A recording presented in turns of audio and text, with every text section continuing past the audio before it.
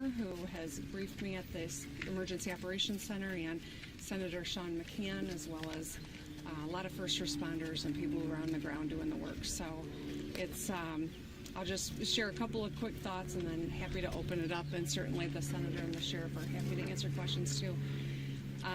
Feel very lucky that this didn't result in fatalities, but the devastation's real. There are a lot of displaced families, a lot of businesses that have been that are going to struggle because of the wake of this, and that's why it was important that we declared the emergency last night so that we can expedite support. State departments are on the ground, from Department of Transportation to the state police to any and all entities that are going to be necessary to help this community get back on its feet. But the most inspiring thing is seeing fellow neighbors help one another, listening to the sheriff tell me stories about families that were actually inside homes that were moved off their foundations, and that families of survival, stories of survival. So even in tough times, there's inspiration, but we've got a lot of important work to do ahead of us. So that'll open it up.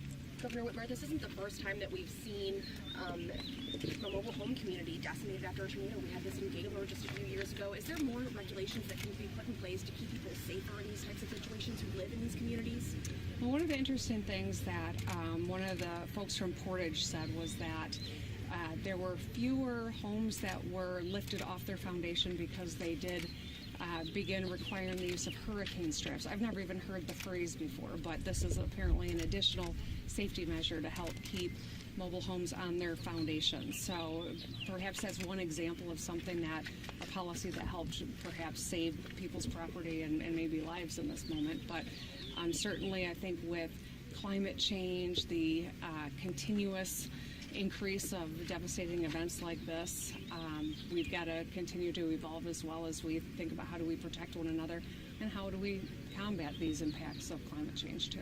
Could you talk about the resources the state is making available to try to help people impacted by these storms? So declaring the state of emergency gives us the opportunity to mobilize resources across state government. Obviously, we're still in the assessment phase, so there's no finite number as to what we think the need will be. That will evolve as more information comes in and as all of the assessments are done, and I'll work with the legislature to make sure that we've got the appropriate state support for the community. Governor, you, I'm sure, saw a bunch of videos and pictures of all the damage last night. How does that compare to seeing it here in person today? I mean, it's just to see trees that are snapped in half and to see on the national news, a community that's so impacted right here at home, I think is eye-opening. You can't walk through here and not understand that. We feel really lucky that people lost their lives. We know that a lot of people lost everything they have, and so it's a profound sense of gratitude that everyone's alive, but also lost because some people lost everything, and that's why pulling together and supporting one another is really important. You mentioned climate change. Are weather disasters like this something Michiganders have to be increasingly prepared for? I think so. I think it's undeniable that when you look at from the tornadoes that swept through across I-96 last year, or Gaylord, or the incredible flooding events that we have swamped our highways, and ice storms. I mean, we're seeing intense impacts from climate change, and so I do think that it's important that we acknowledge that as we try to build out systems that keep us safe here, but also curtail our impact on climate change as well. What do you make of the community response? You've seen people starting to bring food and other necessities. Does that surprise you at all? Just seeing people coming forward like that? It doesn't surprise me one iota, but it is always wonderful to see in the wake of a really scary event how communities pull together. And I know that Sheriff Fuller and Senator McCann and I were chatting a little bit about how people just started showing up. As soon as the tornado was gone, people whose homes were intact came out to help those whose weren't, and have started within minutes of the tornado leaving.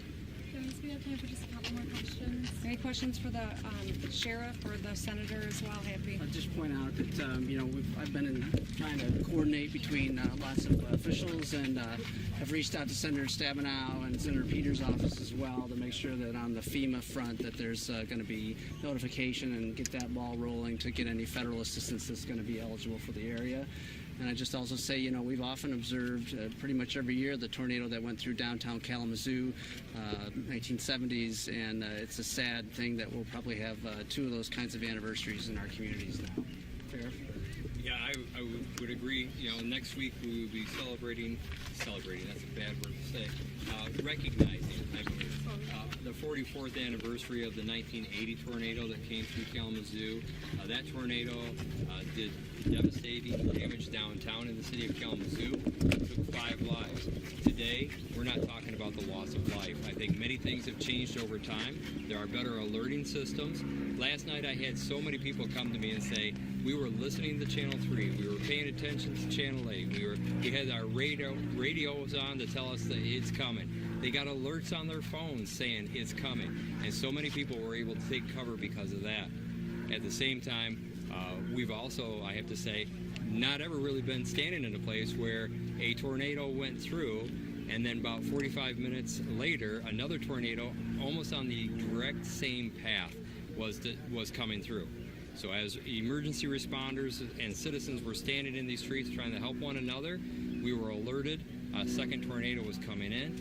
We watched it go across the bottom of this park. It was a same direction, same kind of travel. Fortunately, it was just outside of the community because we had 100 people standing on Pavilion Drive working to help people or trying to find a shelter. So we were very fortunate, and I say thank you to all the services for all their extra work.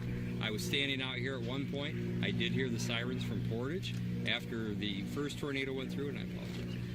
The second tornado was part of that alert system. We could all hear the sirens as well from Portage, but we weren't here for the first one, so we don't know what level of siren was utilized the first time. And Governor and Senator, when it comes to federal aid or potential federal aid, based on what you've seen already, do you believe that is necessary? And if so, what would the state do to advocate for residents who get that federal aid? We can put in a request once there's been an assessment, and we can put some figures to the request. And so that's why the work of all the people that are here that are trying to take into account all the different damage that's happened is so important right now. So, but until we have that, I can't submit anything to the federal government, and that's why we're going to try to move fast here. Folks, that's about all the time we have. I am sorry. Thank you all so much. Just want to encourage anyone who is worried about where they're going to sleep tonight to make sure that they're talking with the Red Cross and reaching out through the sheriff's office or sheriff. Where should they reach out? 211 is our resource for this. We're trying to drive all requests for information to 211. Griffin Place operates that for our county, and again, they are loaded with all kinds of information to help people find shelter, find food, connect, making sure that everybody knows where someone is, and that's where we ask people to go, 211. Thanks, everybody. Thank you. Thank you, Governor.